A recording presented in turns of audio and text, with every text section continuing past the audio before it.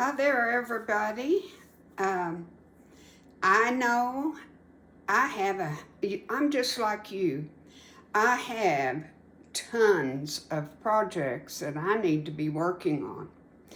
I've got 2 quilts that I promised to hand quilt for a lady that I'm not even half through on one.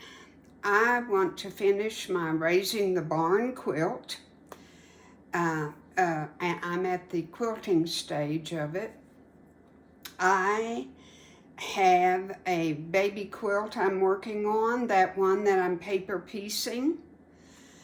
And I have another quilt, and you won't remember this probably, but it was doing the sashiko quilting. That needs to be finished. And I'm not usually one to have a lot of unfinished projects, but life has just happened. And I have a lot of them.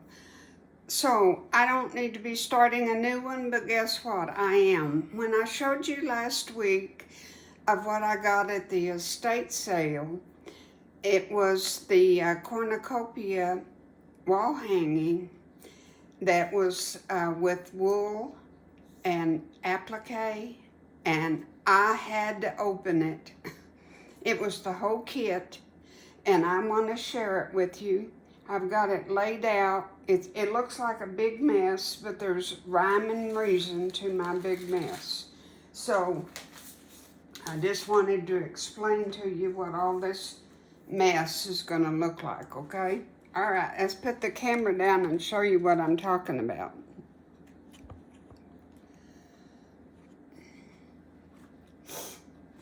This is let's get a better picture. This is the beautiful wall hanging. And I have always wanted to do this. You know, my channel is called Nickel and Dime Decor, and even though I teach beginner quilting and sewing, it covers a lot of different things. I don't just do quilts, but I might do placemats, I might do pillows. I even decorated a light switch cover for you. There's just lots of things on my channel. I have over 177 videos. Well, this is something I have always wanted to do, and I got a book at one of our quilt stores. It's not this book, but it was on Christmas ornaments, and oh gosh, I so want to make them. But I went to an estate sale, and I had to buy the whole bag, but on top was this wool that I saw wrapped up real pretty, and a whole package of the different, probably 10 different threads. And I knew I had to have it. I didn't know what was underneath that, and I had to buy the whole bag, but I bit the bullet and did it. Well, it was a jewel. And the whole bag was just to my heart's content. So this, I was very fortunate in that the book was in there in the bag, and it had all of the pattern pieces. They're all in there. So I just want to, this is kind of just an introductory to wool if you haven't ever done anything with it. My pattern pieces are all laid out here, and let me see if I can move my camera just a little there. They're all laid out, all of it. And here's a diagram with it, and it's numbered right there to show you. All right, you don't want to be cutting these out. You want your pattern pieces to stay intact, okay? If you should want to order this, and see if you can find it, but you'd have to have the pattern pieces in it, so you'd want to be sure it included it. But this is from Fall and Winter 2010. of Quilt Sampler, and I usually recommend people go to that C&T, I think it's distributing or publishing. They have a lot of the older books and magazines, and that would be my first place to try. But if you want to make this, that's where I would go. All right. First thing you do is get you some fusible web, and this I didn't have. I used all of this, and it tells me exactly how many pieces I need. Like I only need one of this one, A, and I traced it, put it on the paper, and put my paper over the pattern and traced it. I used a pencil, but that doesn't really matter what you use, I guess. And there I have it. And then I numbered it with A. Okay, now, some pieces you cut out 2, I only cut out 1 of this one, A. And then over here it tells you B, I only need 1.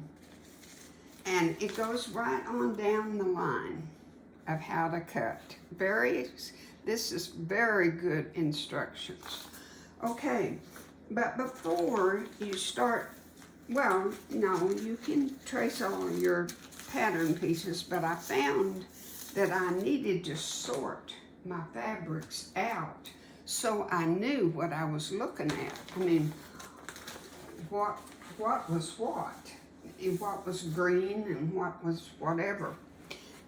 This is the background piece, and it's just flannel. It's not wool. And this is cut to a certain size, and you put your webbing, fusible web on the back and press it on here. And it's this this piece right here. This, see the cream? And then if you'll note, everything is done by hand. All of the stitching, there is nothing done on the machine. If you want a change of pace and something to learn new, and we should all learn something new once in a while, it's all done by hand. It's what you would call embroidery stitches, but yet applique stitches covers a broader horizon. And, well, no, maybe not, but they are with a bigger thread and they show up better. But it's stitched down with a blanket stitch, this cream all the way around after you get it fused on.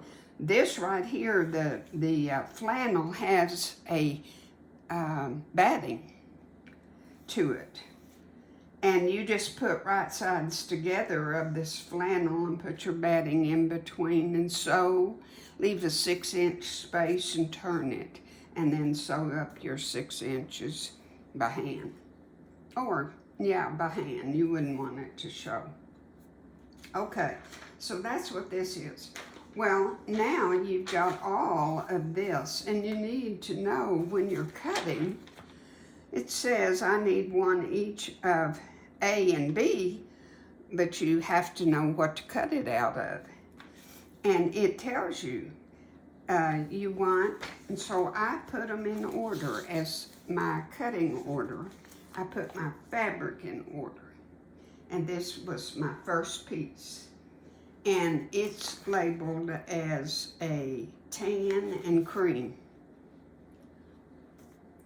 And then this next piece is labeled as white plaid, and so on and so on. And so I've got them all in order. Then after I trace all of my pieces on the traceable side, now you can't do it on this fusible side, see, it has to be on your plain paper side. I copied them all and went over them as much as I had of this piece. I wanted to use all this piece.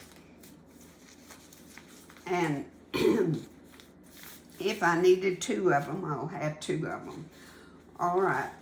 And you know you need A through L. So after you get 2 pages of this, just look over everything and make sure that you've got an A, a B, a C, a D, E, F, G, H, I, J, K, and L. And make sure that you have the right quantities. There's 2 G's, only 1 B, 2 F's. The other F is over here. And then you're going to find what goes to where. And I have one to show you. This is my leaves. All of my leaves are E's. And then there's 2 stems that are the same color. So I don't honestly know how you tell which side is the wrong side. This one is a little rougher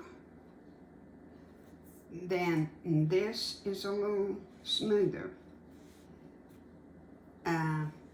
But yet again, no, this is a smoother side. This is the back side. I don't know, and I don't know that it makes a bit of difference. I hadn't figured that part out. But you're going to take your applique and you're going to space it, so don't just start cutting, because you want to make sure, hey, I can get all of this. Lay it out and know that it fits, okay? And then pin it. And when you cut, I didn't tell you this, but when you cut out your pattern pieces, you don't cut on that line that you just drew. You cut 1/8 to 1/4 of an inch around when you cut it out, which I have done. 1/8 of an inch. So we're good to go. We know we got plenty. Now, if you didn't buy this as a kit and you just bought some wool, you have to wash this.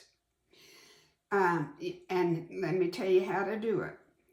You wash your wool in hot water with mild detergent. Rinse in cold water and put it in the dryer under high heat. It is really going to shrink, but that's what makes it felted. Felted wool. This was already washed and ready for me. Oh, it was a big savings of time. All right, so that's how you make sure that you've got your pattern pieces laid out correctly. And then, you'll cut out on the line. You'll cut it out. Find your wrong side and press and fuse it down, and then cut it out. Kind of forgot that step, didn't I? After you've done your placement correctly, then press it down.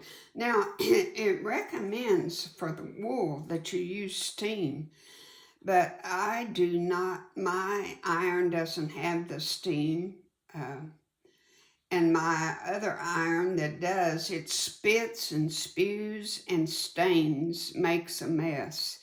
So I'm going to have to try it without the steam. See what happens. I could always put a wet cloth over it, I guess, and see if that'll work. All right, then you press it on, and through the wool, and I would assume you're going to have to keep your iron on it for quite a while.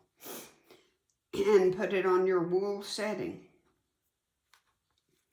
Then trim it out on your lines, and you're ready to go. Now I'm going to put this back so I've got it all where it needs to be. It's all in the cutting order that I need. Then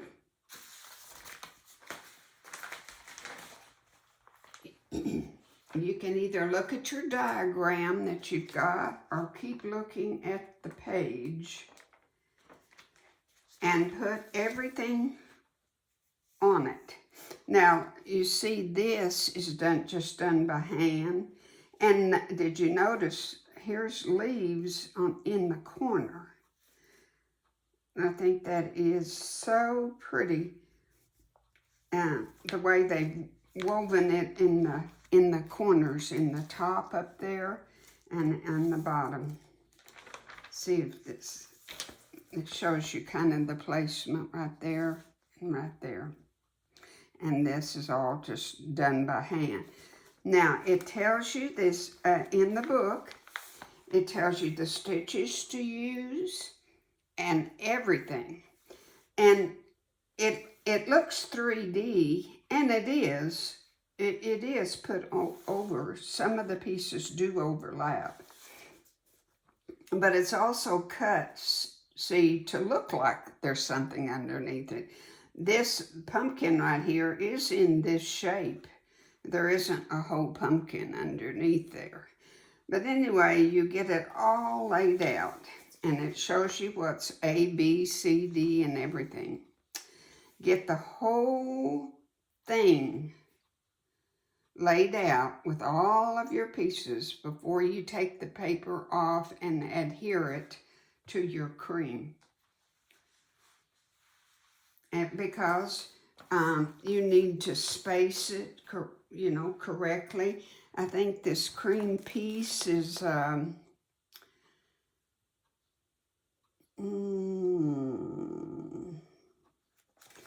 forgot what size it is, but the whole thing is only a 25 by 15.5. We're not talking a huge wall hanging.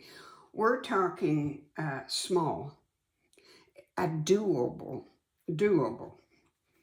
It won't take you long at all. The stitching is going to be the most, time thing to make this.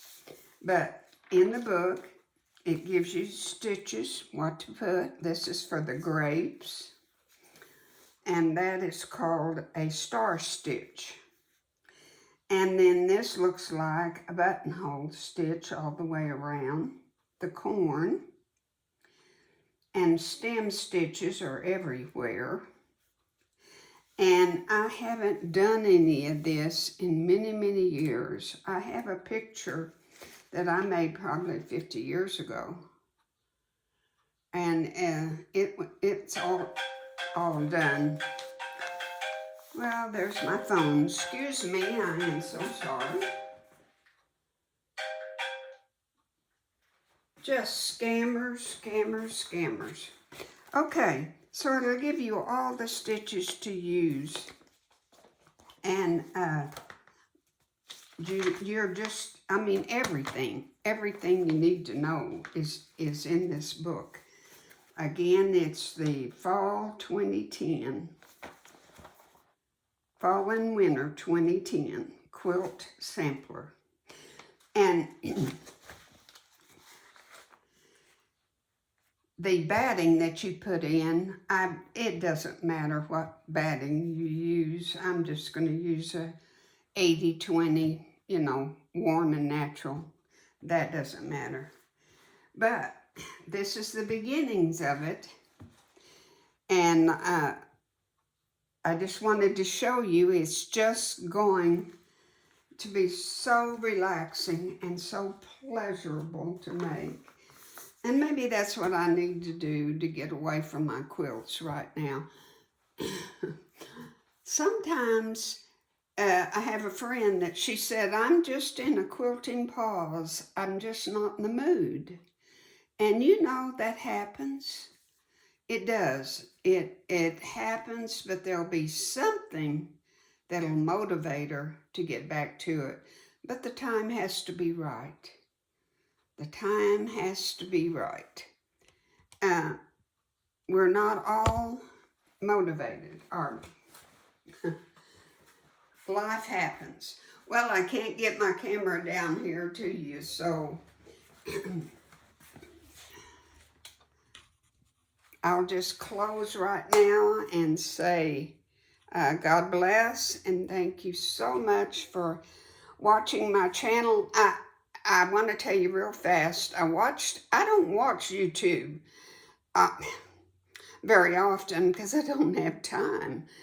But there was Lance, I can't remember the channel, but she's in the United Kingdom and she does quilting. And the little quilt that's with Sashiko quilting that I need to finish, I wanted to tie. I have never tied a quilt. And she had, she had never done one either. And she showed one, and just the simple, she did the explanation so well.